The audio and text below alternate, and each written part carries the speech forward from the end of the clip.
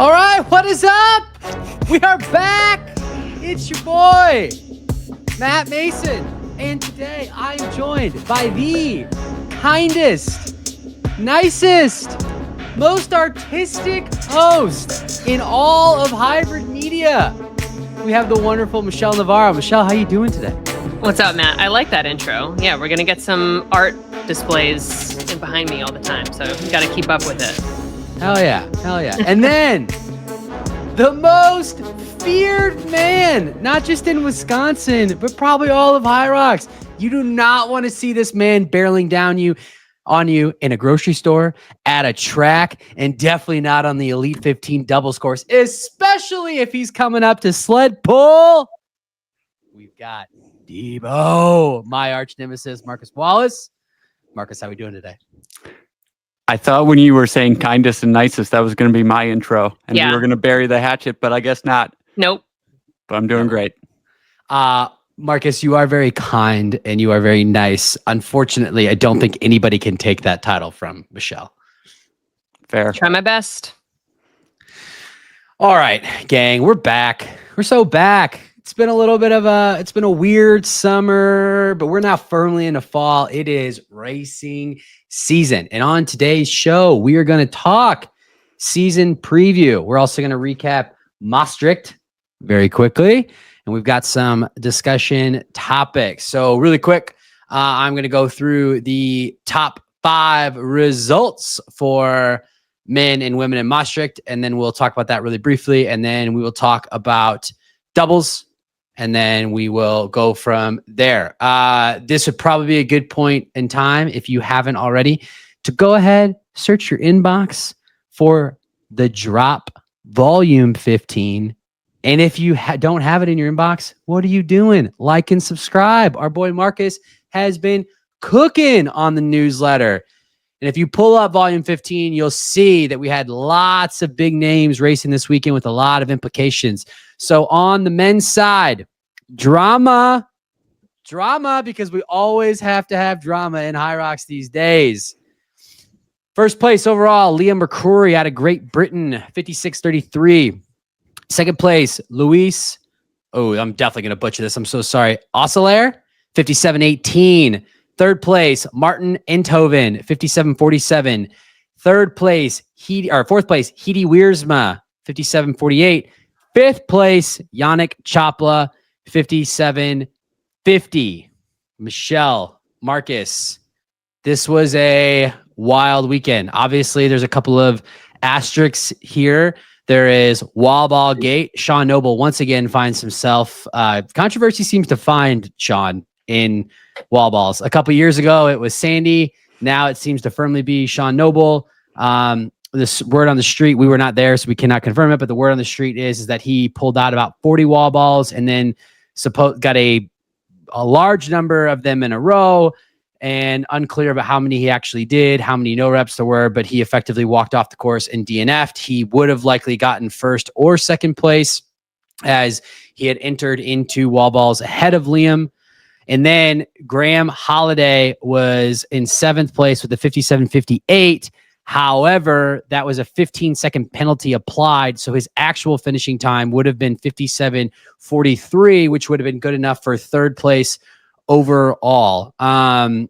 Let's talk about Sean first. Any thoughts on this? I mean, it's unfortunate that we have another problem to discuss, but I think it's a challenge when you hear things like 40 unrecognized wall balls in a row. Like there's got to be something going on there.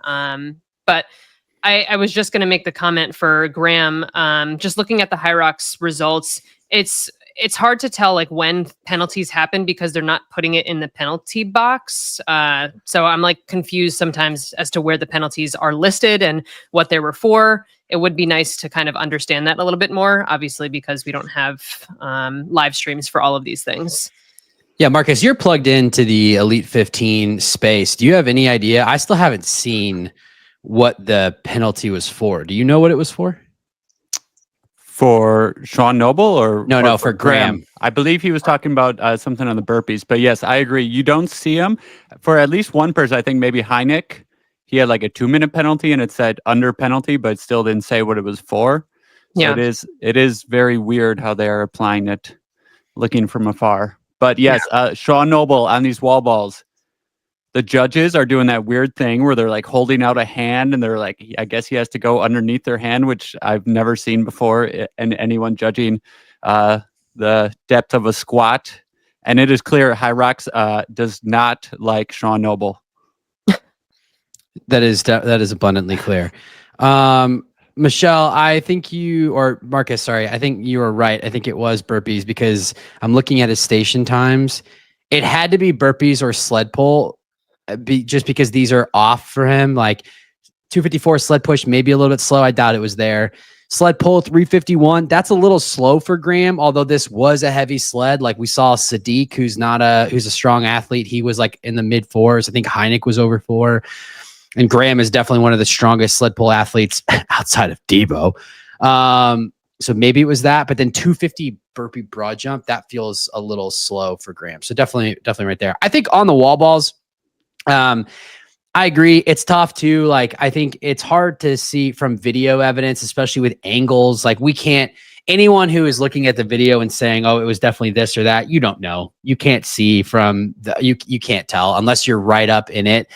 I think this is my opinion on how we fix this problem, because this is going to keep coming up. Wall balls are too subjective at this point. So I think that what we should do is you need to get to the plane. So you just need to get to 90 degrees.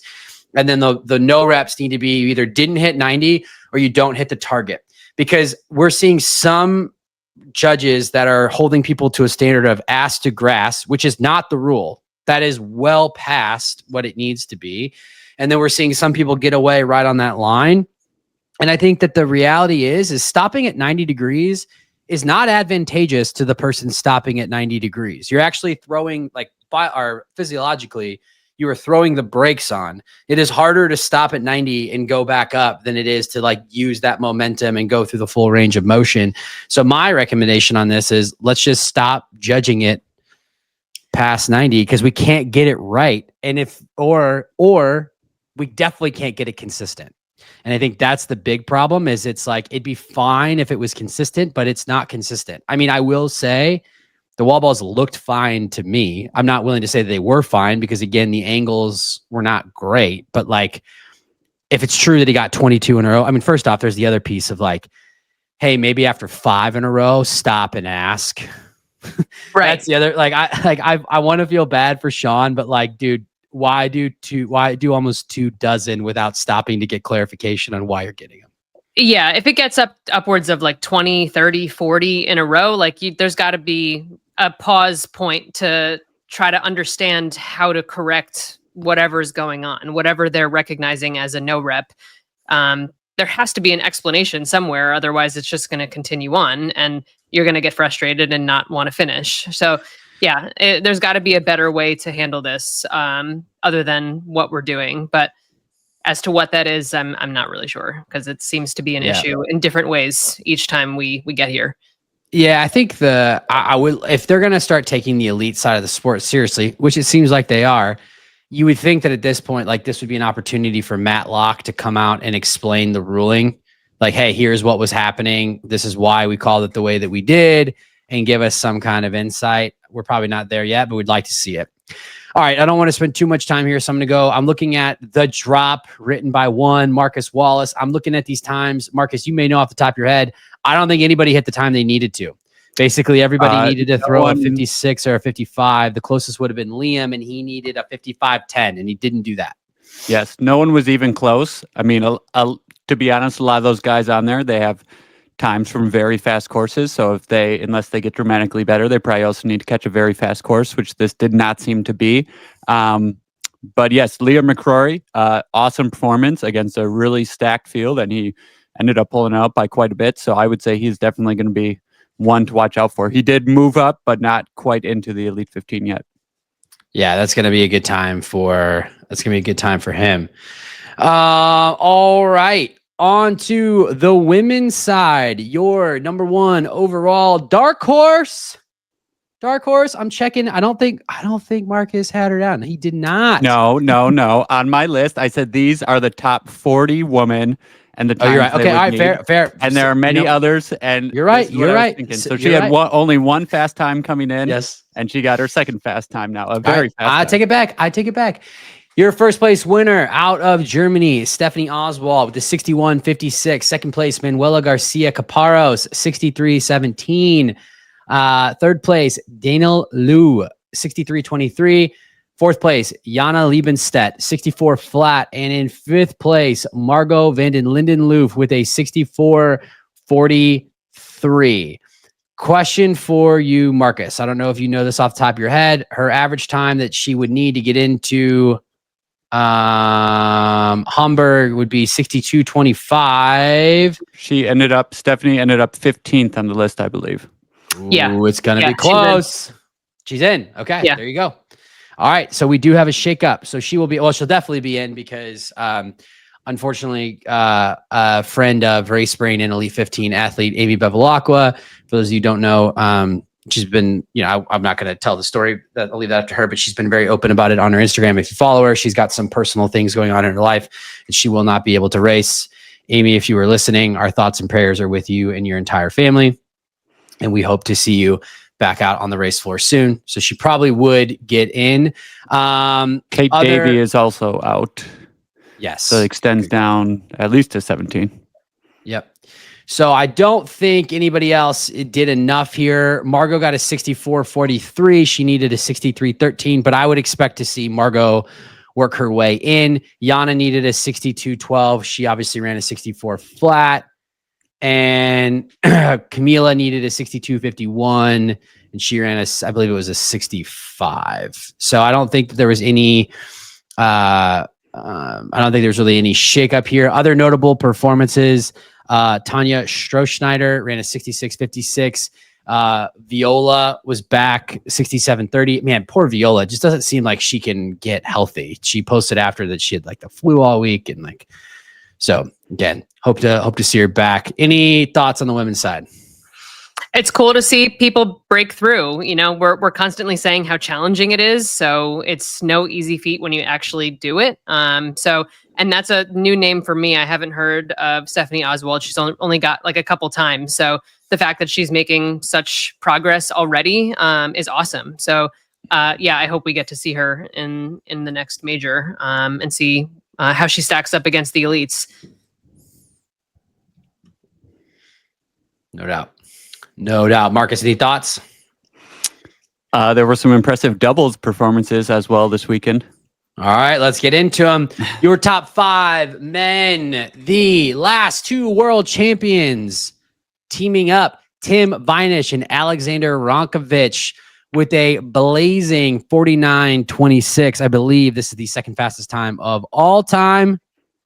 Still a minute behind the boys, Rich Ryan and Pelayo Menendez-Fernandez, but do not sleep on these former world champs as they are. Tim is actually the reigning doubles world champion, and this is their first time racing together. Second place, Alexis Bernier and Marko Nicic, 50-58.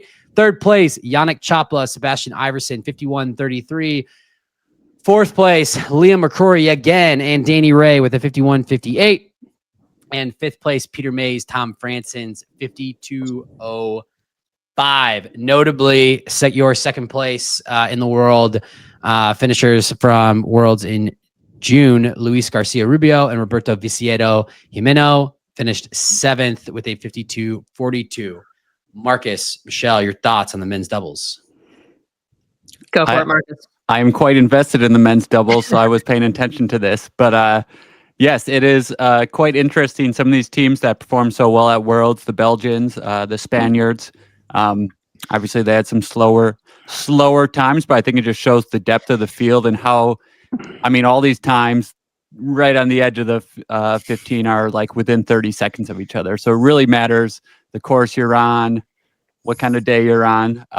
And the team that got second, whatever their names were, I can't remember. But I think they will probably get into the Elite 15 for Hamburg, given there's a lot of teams ahead of them that are Alexis either- Bernier and Marko Nicic. Yes, so I think we'll be seeing them in Hamburg most likely. Yeah, it's interesting. The one thing I noticed just from Maastricht overall over the course of the weekend, sleds definitely seem to be a factor. We saw multiple athletes make a mention of it, that maybe the push wasn't super noticeable, but the pull definitely was getting people. On the men's side in the solos, we saw a lot of 3 highs to 4 mids, which in the men's field, especially on the elite side, what Marcus is probably fair to say is like sometimes can be as quick as like 255 to like 3 flat to like 330. So there was like probably a minute to a minute plus of time on those sleds. And it's reasonable to assume that if that was impacting the solo races, that's also impacting the doubles races as well. Was there any detail as to what was going on? Did anyone mention like it felt like it was getting stuck or anything like that in terms of like the issue with the sled? I saw some carpet bunching up in some videos, but otherwise just the new sled being more difficult as well, or the new turf. Yeah. Jake Williamson specifically commented that it just felt way harder than the old stuff. So, I mean, that's how I felt at Worlds personally. It just felt like it didn't want to move on the pull for whatever reason, as well as did before.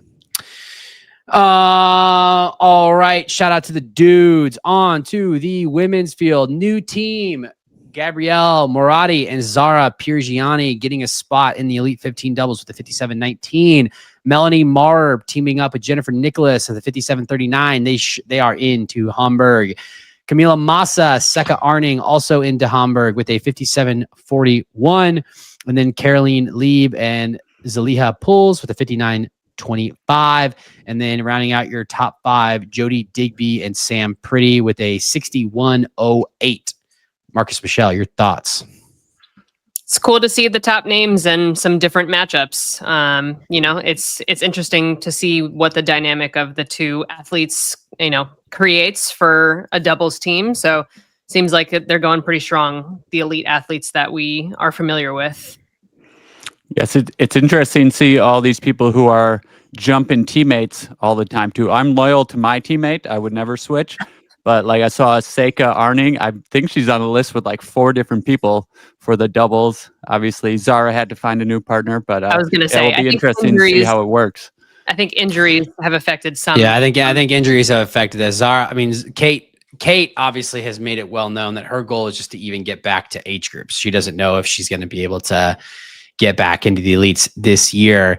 And then I would imagine, I don't know anything, but I would imagine that the reason why Camila and Seka paired up is because I think at least just listening to RMR and Meg talk, I mean, Meg is taking this year very cautiously, so I don't think she's going to do any extracurriculars. It would be my guess. So we'll see. All right, that's Maastricht. Racing is back. Let's get into it. We're going to do a little elite preview. So we're going to first topic that or meta topic that we're going to talk through is big picture storylines. So first order up, what's new this year? Rules, venues, global growth. I would say the main thing to note, keep me honest and let's forget anything, are obviously the big change this year is we're going to have effectively 7 majors, 4 traditional majors and 3 regional championships where only one winner will be, or only one person will get into the Elite 15. That is a welcome change. And then we are going to have 2 of those races. They're going to have Elite 15 courses separate from the age group course in an effort to move into the Olympics. So that is what we've got in terms of some of the venue changes and just overall changes. Marcus, you seem like a rules guy. Do you remember what all the rule changes were? I think it was specifically something around the burpees because we were talking about lasers. Yeah, I think they just cleared up most of the standards. Nothing really changed too much. I just sort of do what I want out there anyways. Fair enough. I mean, who's going to tell you no? I wouldn't tell you no. I think that's basically it though, in terms of like major changes. There's really nothing else the other new thing that we covered on the episode that all of you let me know stopped having audio at 41 minutes. We still don't really understand what happened. Shout out StreamYard. Rich and I were cooking, just so we're all clear. The last 20 minutes that y'all didn't hear, as Anthony Parasini calls it, the HYROX Rundown Lost Files, we were cooking. It was good. It was good. Maybe we'll release that one day at a Patreon. But the pro card is new. Right. So we are going to have, well, you don't have to have it. Well, you will have to have it for the major. But then starting next year, if you even want to be considered to get into the elites, you got to have it for the full season. So that is new. All right, let's talk about just at a high level. I think this one is interesting. Can anyone dominate Michelle or Marcus? Do we think that there's anyone on either side? Like, you think about the last couple of years, or really like up until 2023, 24, Hunter dominated the men's side. Lauren dominated the women's side. Then we saw, Hunter did still kind of dominate through Manchester. And then once 2024 came around, he hasn't won since 2023. So it's been, and I don't know when he's going to race. So it's going to be over 2 years since he won a major. Lauren is still at the top. And I guess you could say Lauren is dominating, but it's kind of like co-domination. It's either been some combination of her or Meg, or now Joanna with Meg being out last year. Do you think we'll see anyone dominate this year, or do you think it's evened out? I mean, just the way that we saw this past year, dominating to me is like, you're going to go out there and win every major, and then you're going to back it up by winning the world championship. We did see Lauren win 3 of the 4 majors, and then JK winning 2. Everyone but Hong Kong. So, we did see a domination in the majors, but different world champions. So I think that is telling for this year. And I feel like there might not be a chance for anyone to dominate, because it seems like it's continuing to get closer and closer with the elite fields and people rising to the top. Yeah, last year we came in and one of the narratives was Ronk was talking about how he wants to sweep all the majors and win the world championships, and he was going to attend them all as long as that was possible. And then he missed it on the second major in Hong Kong, and then didn't care about that as much, obviously, anymore. But I think people are realizing how difficult it would be, especially this year, if they want to be like a regional champion. So that would be 4 majors plus a regional championship plus a world. I think people are realizing that will be very tough to do. And probably with the depth of the field, they would have to almost be peaking for all those. So right. I do not think we will see domination. Yeah, I don't think we'll see domination either. I think that this might be the year where we have a different winner on the men's side for every single major. And we could even potentially have a different world champion. You got to think men that could win a major and or worlds. Tim, Ronkovich, JK, Hunter, Dylan. We talked about tiering these people out, and that was my tier 1 as well. Yeah, so you got five dudes that have won a major and or a world championship and could, and then you've got that next tier that are probably going to break through this year that have a shot at winning a major. What's interesting on the women's side is, I think kind of when we saw the most competitive race for the top was that brief period when Michaela was healthy. And it was honestly, you had no idea who was going to win every week between Lauren, Meg, and Michaela. And if Meg is back, you got to think that we're going to have that again now with Lauren, Meg, and Joanna. And some of these other up-and-comers, I think, are going to take a step forward this year. You think like the Lucy Proctors, the Sinead Bents. I think we should also mention the defending world champ, Linda Meyer. Yeah. Linda Meyer. I know. You didn't even let me finish. I'm just saying, like, I think we got, I agree. I don't think that we're going to have domination. I think domination to me would look like, what do you guys think? 2 majors and a world champion. Like you win like 2 of the 5 that you have an opportunity to race in, and then you win worlds, and that feels like domination, probably. Yeah, it depends on if they show up to all of them and how they perform at each one. So if you're only choosing to go to a select few and you're dominating in all of those and then winning the world championships, I feel like that could qualify as the domination factor. But yeah, depending on if you show up to all of them and don't perform as highly, that would definitely hinder me from saying that you're dominating each of these. Marcus, what do you think? Do you think that we're finally at a place where depth has caught up across the board? I think it's definitely fair to say that's probably caught up on the men's side because we just named 5 dudes. And then I think that there's that second tier that some of those men are probably ready to take a step forward this year. Do you think that one, do you agree with that? And then 2, do you think that we've got depth on the women's side? Yes, I would agree with that for men. And for the women, I'm thinking last year, if we're coming into the season, we're probably thinking about Lauren Weeks versus Meg Jacoby. This year, I'm thinking Lauren Weeks, Meg Jacoby, Linda Meyer, Joanna, and maybe Emily Dahman, all almost tier 1, could be competing for those spots. So, yes, I think definitely both sides. The depth has caught up, and there are no clear favorites for any race.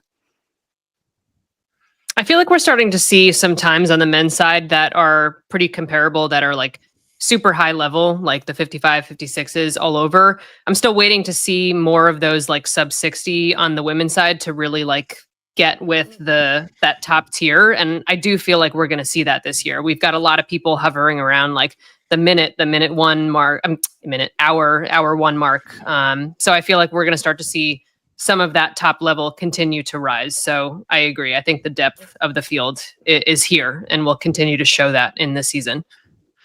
I gotta think though that like having that third horse in the race is going to be a benefit to the field, because historically the way that these races have gone, and Lauren and Meg have both talked about it, like what's always been shocking is like whenever they win, it's usually not actually, for as good as both athletes are, it's usually actually not that close. Like it's usually 45 seconds or more or a minute because one person is just having their day and they're on it and they go. But there's not really that third person that like hangs with them into the race. And it's kind of like actually what we saw at Worlds, which was Joanna and Lauren were like going at it and then kind of cracking each other. And then Linda just kind of overtook them and just surged on by. I wonder if having the 3 in the race, you might not break away. And then maybe you are pushing a little bit harder than you normally would, a little bit deeper into the race. And then maybe you crack and then maybe someone's there to eat it up. So it'll definitely be interesting to see. All right. I think we've pretty much covered like the big picture. Anything else that you all have under big picture items that might be worth discussing? Got it. We're good. All right, I got one more that I just that came with. Who do we think that this season matters the most for their legacy? Is there an athlete that we need to see one more season to impact their legacy, and that they could either ride off into the sunset, and they would cement themselves firmly on the Mount Rushmore of HYROX? Do we feel like there's anyone that one more season would really put him up there? I mean, he's probably on the Mount Rushmore already, but if Hunter makes a comeback and wins another world title after going 2 years without it and being like the most dominant force, I think there would be nothing left to do but retire for him after that. That would be highly anticipated, right? Like I think everyone's kind of waiting for that moment to happen, and because he hasn't had it the past couple times, it'll be really interesting to see what happens this season. I also think that if Dylan Scott pulls out the world champ this year, that would be epic too, and further cement his legacy. Yeah, I think on the men's side, I think some combination of, I think if Hunter wins, I think that probably cements Hunter as the GOAT. I think he already is there, but I think that at that point he was the beginning, the middle, and then like once it got super competitive, like I think he's hands down number 1. It would take someone coming in with a dominating stretch, a Matt Frazier type run to to probably displace him. I agree with you, Michelle. I think that if Dylan Scott wins a world championship this year, I think that he has firmly cemented himself, probably even in that like top 3. And then same thing for JK. Like we talked about this when we wrapped it up. If JK wins a world title, I mean, at that point, he's firmly up there as well. On the women's side, I don't really think that. I think Meg, as it currently stands, I think Meg and Lauren's legacies are cemented. I think in terms of who would it matter for more, I don't think Lauren really has anything left to prove personally, just with everything that she's done. I think it probably cements Meg if she comes back after injury and wins. And then Joanna probably stands the most to gain because, she did it for a season, but we've seen like one-hit wonders. And if Joanna comes back and does it. So interesting thought exercise. We'll see what happens. All right. Moving on to the men's and women's field. So we are not going to break down every single athlete. That would take too much time. But what I will do is we will give a what the top 15 looks like right now. And then we're going to talk about our tier 1 athletes that Marcus had mentioned for clear title threats. And then we'll talk about some tier 2 podium contenders. And then we'll talk about dark horses. So as it currently stands, start with the women because we started with the men from Maastricht. Your top 15 right now, Lauren Weeks is number 1. Second place, Linda Meyer. Joanna Wetrick, 3rd. Sinead Bent, 4th. Lucy Proctor, 5th. These have auto qualifiers for the majors. And then the rest of your top 15 are Vivian Tafuno, Seka Arning, Lena Putters, who just dropped a 56 low in the Open, Emily Dahmen, Kate Davey, who will take her out because I don't think thinks that she's going to make it back this year. Melanie Marr, Jess Petro, Zara Piergiani, Amy Bevilacqua, who will also all go on the 17th. Stephanie Oswald, and then rounding out your top 15 would be Calypso Sheridan and Ida Matilda Rubens Steensgård. All right. Of those, Michelle, who do you think sits in that tier 1? Yeah, so right now, obviously, definitely Lauren Weeks, Linda Meyer, previous world champ, Joanna Wetrick. I feel like those are top 3 for me. It's hard not to include Meg on here, but we don't know, what's you got to include Meg. You would say we don't know what's going to happen for the season, but Jack wouldn't.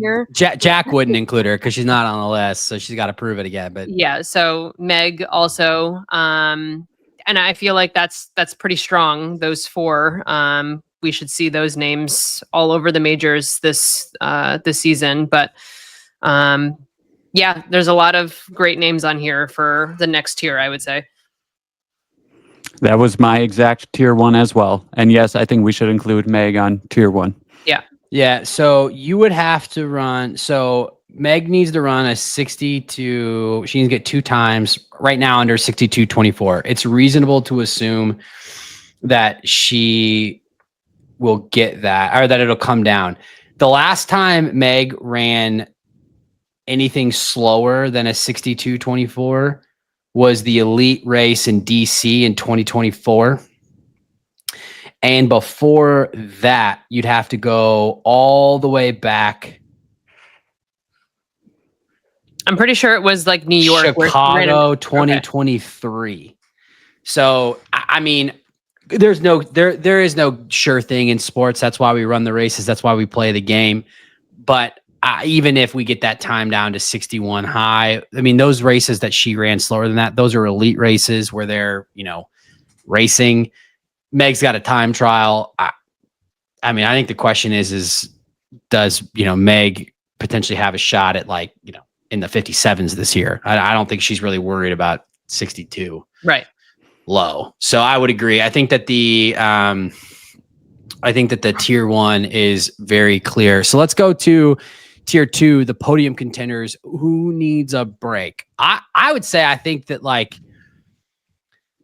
I'd probably put Sinead, Lucy Proctor. I'd probably go Sinead, Lucy Proctor, Vivian Tafuno, and Emily Dahmen in that next tier. That's who I had for my tier, but I also had Jess Petro. She had a really strong performance at World.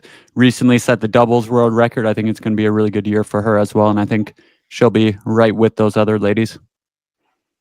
Yeah, I agree with those picks. Anybody we missed? I was going to say, if we're not counting Kate Davey because we're not sure of her season, I feel like she would be a name that would be in there. But unfortunately, because of her injuries, we know that she won't be here. Yeah. I mean, again, I don't know anything. I just saw the post that said that her goal as of right now was just to get back to age group championships. So, I mean, it looks like she might be biking again, maybe doing some light running, but, yeah, I don't know. I mean, there's only so much, like you gotta get back to even, and then her times are gonna fall off at that point, and then she's gonna have to get 2 times. So it might just be a thing of like the clock working against her. Marcus, anyone that you think is on the edge of a tier 2, or you think we got it? I think as far as legit podium threats in any of the majors or worlds, I think that would be the extent of it. All right, then let me flip it back to you, Marcus. Who are your dark horses and or rookies to watch? Well, she's made quite a name for herself already, but Lena Putters. I never know how to say it, but yeah, she has really fast times. I know she made at least one major last year and had to pull out with injury. So we have not actually seen her in any elite race yet. So I think she's going to have a breakout season for sure. Michelle? Yeah, I like the idea of the newbies coming in. So like Stephanie Oswald, Calypso Sheridan, they're very recent, really awesome times. And they just, cemented themselves as 15 and 16 on this list. So I feel like when they have their shot the very first time, sometimes they take it. So those are my dark horses. Yeah, I think those are good picks. In terms of rookies to watch, I'm going to go with the one who just did it, and Stephanie Oswald. I know, shocker. But she's, young, doesn't have a ton of race experience, and she's already putting down 61s, which is pretty impressive. So reasonable to us. I mean, and again, I can't emphasize this enough. We saw a lot of really strong women struggle with the sled pull this weekend in Maastricht, and we saw a lot of strong men struggle with it. So that 61 is legit. So she's definitely someone to watch. This one for just a true dark horse, a name that people are familiar with. Lauren Griffith has got the raw tools and capabilities to get on that podium. She struggled a little bit staying healthy, and I respect the hell out of the way that she races. And I just got to think that similar, she feels a lot to me like a player comp would be, Dylan, and someone who keeps swinging the hammer and taking big swings. And one of these days it's going to, she's done well. I think she's finished as high as 5th or 4th in an elite race. I mean, she's been right there, and she can freaking run. This weekend she had I don't know what happened on the sled pull. I don't know the details. I just know that something didn't go right. I don't know if it was a penalty or if it was an equipment issue, but she had an 8-minute sled pull, and then, that would be defeating for a lot of people. And she ripped off a 3:40 right after that. I mean, she can run. She's got the second fastest time in Deca Fit, or Vivian does. Vivian does, and she's got the 3rd fastest. I was going to say, she's up there in the top 5, I would say. Yeah. She can run. So for me, I think that this might be the year where Lauren puts it together and finds herself on a podium. Yeah, she's got the experience. She will find her way back. It's unfortunately, everyone struggles with something at some point. She just happened to have some bad luck with those sleds this past week. So looking forward to seeing her get back out there. But, she's sitting 18th on the list right now, so she could easily get a roll down as far as I'm concerned. Yeah. And then my other dark horse, not really a rookie at this point, but I think I got to go back to Worlds this year, and I think this is the year that Morgan Schulz and or Kat Fossbender find their way in. I mean, I think Kat's trying to go full-time athlete. She just continues to improve. She's in the top 40. She's going to need some time, so I don't know what Kat's race schedule is, but she ran at 60. She'll be doing Toronto. Okay. Just saying American bias, maybe, but watch out. I thought I've Michelle been- was going to mention them, so I was that's gonna why I say didn't. I've been saying those names since day one. I'm just waiting for them to be higher on that list, and it's gonna happen. If you don't know, now you know. And then last one, honorable mention would be Margot van den Lindenloof. Again, the van den Lindenloof sisters are very experienced. They're still in their early 20s. They're only getting better. Like, I think it's just a matter of time. Mhm. They are inevitable. All right. Any other thoughts on the women's field? Or should we go on to the dudes? Let's switch. All right. Your Elite 15 as it currently stands for the dudes. These are the men that are already qualified. James Kelly, Tim Vinish, Hunter McIntyre, Alexander Ronkovich, Jonathan Wynn, Dylan Scott. It's your top 6 with automatic qualifiers for all the majors. Then the rest of your field as it currently stands: Rich Ryan, Bo Wills, Sean Noble, Tom Rogers, Aitor Lizarazu Ramia. I'm so sorry. Tomas Taverdict, Jake Dearden, Josh Van Zeelen, Hedy Wiersma. All right, boys and girls, let's go through your tier 1. We kind of already covered this, so just to recap, I think we all are in agreement that tier 1 championship contenders are James Kelly, Tim Vinish, Hunter Ronkovich, Alexander Ronkovich, Dylan Scott. What I just said? Oh my God, Hunter McIntyre, Alexander Ronkovich, There you go. Dylan Scott. That is who we think is the tier 1. Anybody else tier 1? I think this one's actually pretty clear. Yeah, I would agree with those picks. Agreed. All right, then let's just jump right to tier 2 podium contenders. We also kind of covered the men on legacy and who needs it more.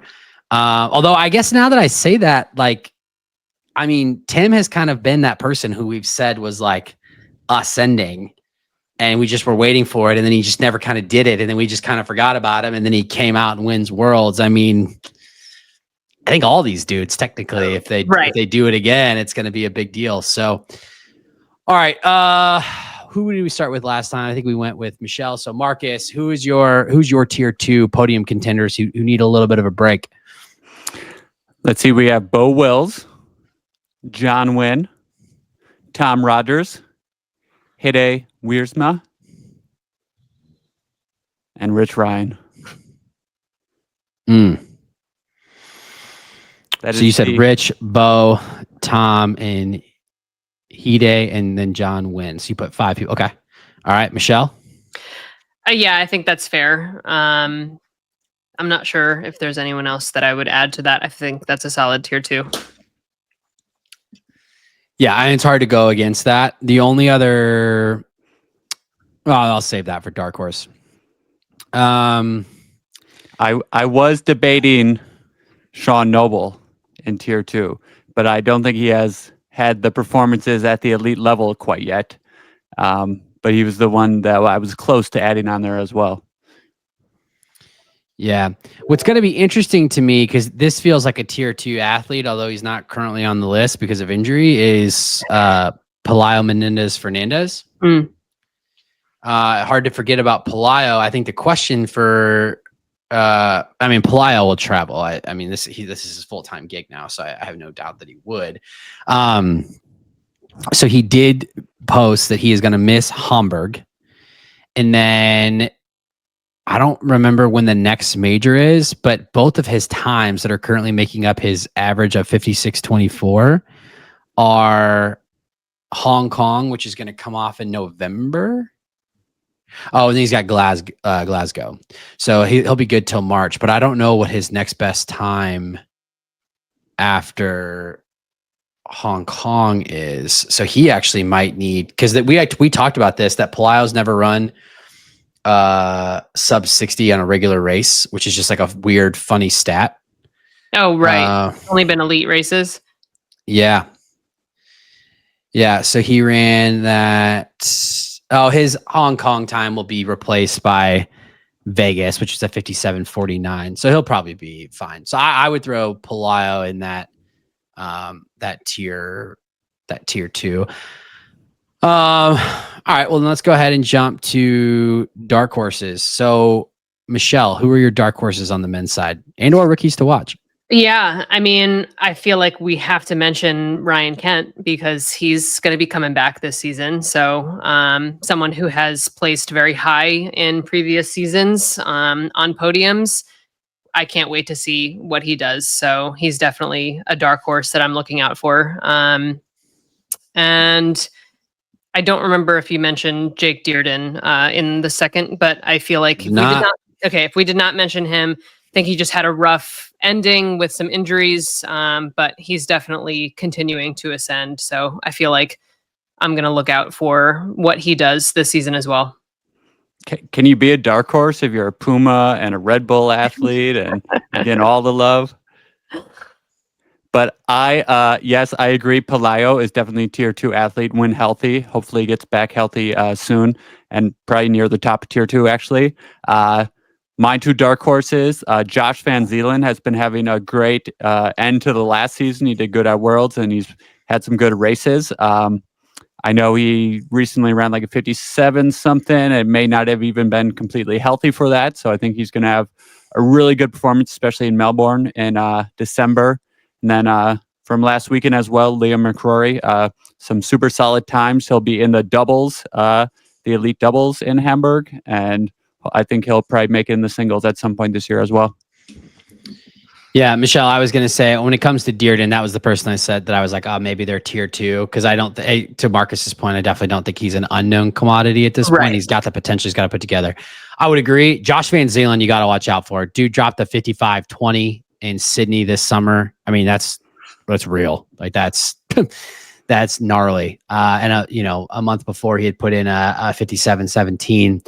A name that we haven't mentioned. I just feel like Emilio Aguayo is going to put it together. Emilio has been in some of these races, has like been right there, and including the LCQ, and his wall ball troubles are well known and discussed at this point. But I just got to think that's something that he can clean up. I believe he's working with Pelayo, and so I think that that's someone that we should watch out for. Jack is going to be so mad because there's a name that we're just not going to talk about. But you know what, Jack? Thinking about him. But you know what, Jack? We're moving on. So we're going to go on to the doubles because that's how we roll. All right. Top 15 women's doubles teams as it currently stands. Your number 1 team in the world, Jess Petro and Joanna Wetrick. Third place or second place team. This is gonna be weird because we got people switching up. Maybe just read like the top 5. That's a lot of names to read. Yeah, we will. We'll go top. We'll go. I'll go a little bit past that, but it won't go much past that. Your second place team, Molly Edmond, Meg Martin. Fourth place team, Lauren Griffith, Lauren Weeks. Fourth place team, I guess. Sorry, Lucy Proctor, Sinead Bent. Fifth place, Linda Meyer and Viola Oberlander. And then that's going to get confusing because all these people hopped. Then I'll just go 2 more. Margot Vanden Lindenloof and Charlotte Vanden Lindenloof. Oh my gosh, I see what you were talking about. Seka's on here so many times. All right, we're going to stop there. Maybe let's just go. I think obviously like the team to beat is going to be some combination of Jess and Joanna, the Laurens, and/or Lucy and Sinead. I mean, they were going to win the world title if not for the penalties. You got to think they'd clean it up. You agree? We got anyone else for tier 1s? No, yeah, top 3. Those are solid for sure. Yes, it's very interesting. This Molly Emmond and Meg Martin had an awesome performance in Chicago. I'm not sure if they're tier 1 yet, but it will be interesting to see how they get on in Hamburg or Melbourne, wherever we first see them. Yeah, no doubt. Who do you all have? There's a lot of new teams. Anybody that we think is going to come in and kind of move into that dark horse territory? I mean, Gabby and Zara just putting down that time. I think that was in Maastricht. I feel like that's a great team. I know Gabby did well in singles pro at World Championships, so I feel like they're solid. They can continue to ascend. Yeah. Yes, and I think this is something where these teams might look completely different by the end of the season as well. There'll probably be a lot of new ones popping up, combinations we haven't seen before. So I think it's going to be very tough to call at this point. Yeah. I like for dark horses, I'm just going to go with the Van den Lindelöf sisters. Big fans. Big fan. Think that they're going to get in there. All right. One quick question. Are we going to see Tia Claire Toomey return, try and reclaim her world record? I don't know. No, I don't think so. It also feels like that, especially the comments that she made at the games, which happened after HYROX. I mean, granted, it was in the heat of the moment at the games. I don't know if it was like a side quest or if they did it to like build the programming side of the brand. But Team Australia is, they're not working with Proven anymore. JK is not working with Proven anymore. I haven't really seen Proven or Tia post anything about HYROX since. Well, this is all speculation. I don't know anything, but it feels to me like it was a Tia side quest. Like Hunter did side quests for a while when he got bored of winning. It feels like Tia did a side quest and she's back to CrossFit. We shall see. Stay tuned. Yeah. What do you think, Debo? I would like to see her back in it, either individually or in doubles. But yeah, and if anyone watched the Tier Wadapalooza SoCal last weekend, she wasn't looking 100% there. I'm not sure if she'll be doing HYROX again. Yeah, I mean, also like I just think if she was like Joanna and Jess seem like they're committed to being a team. Mm-hmm. So I feel like if Tia was leaving the door open or wanted redemption since she didn't get to compete, I feel like they would have. I don't know. It just seems like Jess and Joanna are locked in. So we'll see. I mean, I'm with you. As a fan of the sport and a hybrid, I hope that she does.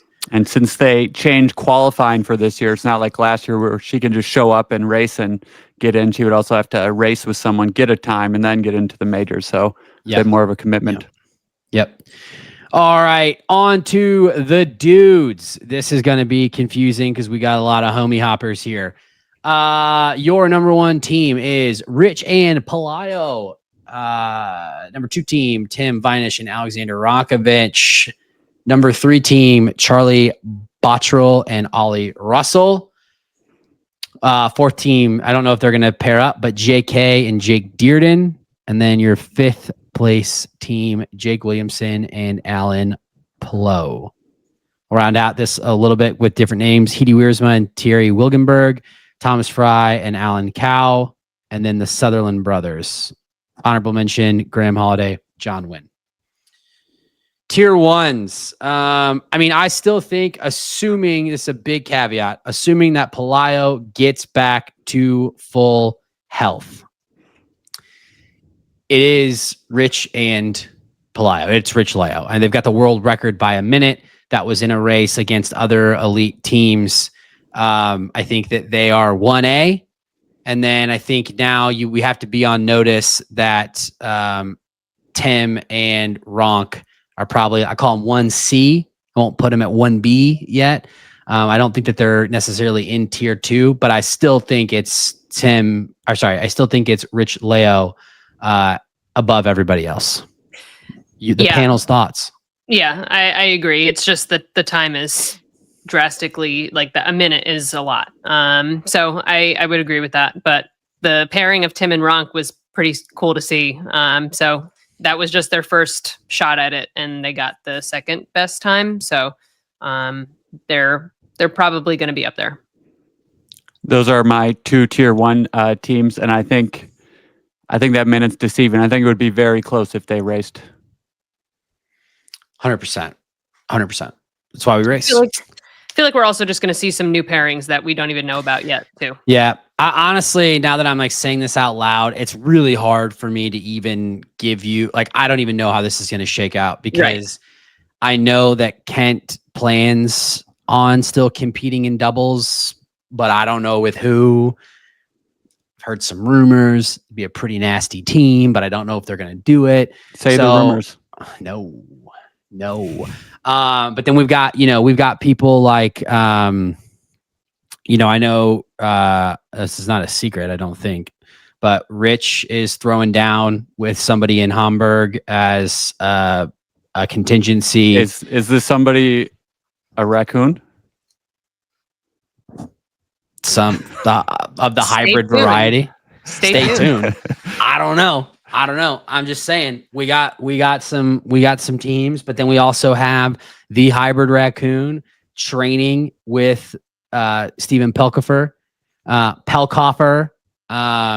And I mean they're gonna be a nasty team. And then I know that the Scotty boys are just locked in this year. The solo side quests are done. The dudes are cooking. We're doing Sunday morning track workouts. We had a good weekend last weekend by virtue of Ronk and Tim teaming up. We actually moved up 2 spots essentially on the leaderboard. Oh, It was a good weekend, and we don't even race. Imagine when we race. Yeah, but like, there's just too much up in the air. I mean, I also think Graham and John Wynn put down a 50-23. They won age group worlds, and that's a solid team. You can't forget the Spaniards from last year. I mean, we could go on and on and on. But there's too many good teams. So we'll put a pin in there. All right. With all these good teams, how do we feel now about the switch to this qualifying for the Elite 15? There's a lot of good teams. Like the Belgians got 5th at last year's World Championships, and they are quite a ways down. Do we like this new format, or would we prefer to just show up and race? It's about your time now, right? It's not it's only one time, and there's probably going to be big roll downs because people aren't not as easy to travel for these. With a doubles team, you got to make sure both people are healthy. So I wouldn't be surprised if we see 25 to 30 for the roll down. Well, it's just very confusing because like there are people on here, like Jake Williamson is on here multiple times. Yannick is on here now multiple times. Yannick is not going to race. Ronk is on there. Yes, it is. Yeah, Ronk. Declare. They need to clean that. They need to clean this up. They might not know how to do that though, because people could be going back and forth from teammates. I don't know if like your most recent one is the one that you're determining is your partner for the season. All right, Matt Locke, if you're listening to this, I doubt you are, but we should outlaw homie hopping. You should have to declare that this is who I am. This is my A partner and who I am racing with. This is too confusing. For life. For life. Debo would never turn his back on the raw dog. I was going to say, I have a comment just about what Marcus was saying. In terms of like qualifying for the majors and doing it based on time, just for like what you mentioned, the roll down, because not everyone's going to travel, I almost feel like it's sort of the same as just like choosing 4 different places to show up and race. It's kind of like you're going to get that anyway with the majors based off of the roll downs. It's speculation, I guess, but we'll see. But I guess it is still challenging because it's not showing up and racing the same course and the same times. Times are always different, which we know. Yeah, it's going to be well. And, interestingly enough, I don't remember what the winning time at Worlds was, but it wasn't anywhere close to 49. It was, wasn't it 50 something with a penalty? Yes. And there were quite a few teams that ran an age group for the doubles that had times that were faster than on the elite side. Which again, was like a different setup, right? It was a different course setup. Tim and Yannick's world championship time is good enough for 13th on the leaderboard right now. So, for what it's worth. Seems legit. Yeah, it seems legit. So that's got to be fixed. All right. Last couple of minutes. We're coming up on the end here. This is just a fun one for you. Let's get some quick hitters. Michelle, over, under. Let's go over, under 7 times this year for men. Sub 55. The dudes to go sub 55 are Hunter, Ronk, JK, Rich Ryan, Dylan Scott. We've got 5 that have done it. So that's why I'm setting it at 7. Because conceivably those 5 could. 2 more. Over under 7 dudes goes sub 55. I'm going to say under. I feel like it's still a pretty tough category. Marcus? Emilio also went sub 55. If you want to count that. Oh, that's right. It doesn't. That's right. It Berlin, sort of 6. counts.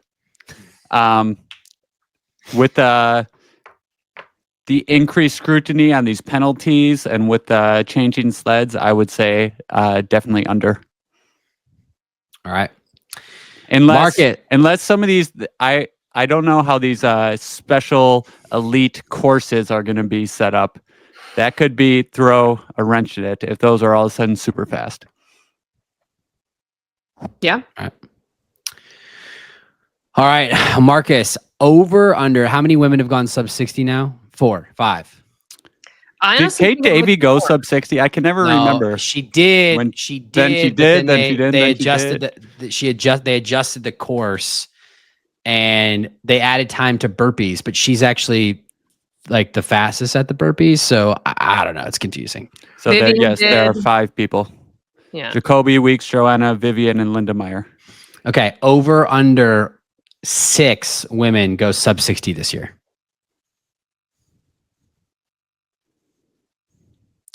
That's a pretty good line, considering we have these people. We also have Sinead coming up. We got Lucy. We got Emily Dahman. But I will say under again. Listen, your boy is working with Legends Casino this year, so I'm good at odds making. All right, I'm good at setting lines. Michelle, over under. I'm gonna say over. I have a feeling we're gonna see some faster times from the women this year. I think so too. I'm going to take the under on the dudes. I'm going to take the over on the women. So under 7 dudes break 55 this year on legit courses. Don't come at me, Berlin or New York City. No American bias here. I'm fair both ways. And over 6 women break 60 this year. All right. Okay. Quick hitters. Marcus, Michelle, do we see either world record get beat this year? No. He was so confident in his answer, so I'm going to just agree. No. I'm also going no. And the reason why is because I agree with Marcus. I think that the way that they are getting so strict on judging, burpees, wall balls, you name it, you got to have those times are so fast. Everything has to go right. And I don't see it. I don't see it. Okay. Marcus, Michelle, do we see the world record broken in doubles, men or women? Yes, and it will be the woman. Agreed. And I guess we already sort of saw it this season, so. Yeah. But we will see it further broken again. I agree. Yep. I think the women's record is going down. I do not think the men's record will be broken. And the reason why is now that we have actually got Elite 15 racing in the majors, I don't think many of because you only have to have what, Marcus, it's one time, right? We clarified that's just correct. The ones. Yep. Yeah, I don't think we're going to see, I think people are going to get there one time to get in. And then I don't think that they're going to be going for these time trials. They're going to be racing in the majors. So I don't think we're going to see it broken. Yep. Also, it's hard to see where they're going to get the time from. Just got it on those runs. Just go faster. 4-minute pace at some point. What's the relay world record right now? Because that's actually. I don't even think it beats Rich's and Pelayo's time. I don't think. Look. Or maybe that was mixed doubles. HYROX team relay. The world record relay is 46:53. Okay, never mind. So that's only 1:40, and that's with 4 people. I don't know. I don't know how much faster 2 people can get. I'm sure they can, but we'll see. Not this season. All right. Those were our topics for today. Michelle, Marcus, anything that you wanted to cover for a season preview that we didn't? I mean, season preview for us, a couple people are racing this weekend, Matt. We're racing this weekend. And actually, everybody on this show is actually, by the time you listen to this, Michelle and I will have already raced. Right. And Marcus will be getting ready to reclaim the King of Canada title next weekend or this weekend, depending on when you're listening, in Toronto. You're racing solo, right, Marcus? I am racing solo, correct? Is Dawson also racing? Yes, solo? they're enemies temporarily. Dawson's racing. I'm hurt though, so we'll see how it goes. Oh, I don't want your. I don't want boy. pre-race excuse. There it is. There it is. He put it out there. Listen, you boys just need to make sure that the Americans that you retain the King of Canada crown. We will go for it. Hopefully they put us in the last heat again. Michelle, are you racing pro solo? Yes, on Sunday. Nice. And you're racing. just doubles Friday. Yep. Yeah, with work and moving, felt like putting myself in a huge hole just to start the season wasn't. I've honestly really haven't been training a lot of specificity right now. Look at me, I said it right. It's been a lot of base building. I don't know if I want to do pro lunges twice in a weekend. It's fair. So I'm not Debo. I'm not that tough. So I do have my first 2 race weekends scheduled in Chicago. We'll see how it goes though. Right. let's go. Big dog. Nervous. Big dog. Threshold. Volume. That is the name of the game. I had threshold this morning. I got threshold this afternoon. Hell yeah. Debo. All right, gang. We did it. Actually, real quick, final thoughts. Like and subscribe to the podcast. And please subscribe to The Drop. Our boy Marcus is cooking. Let us know in the comments where we got it right, where we got it wrong. Who do you think has got the best chance at cementing their HYROX legacy? Do you think a world record will be broken? Do you think we got it right? Or do you think that we're just full of hot air? Let us know. We out.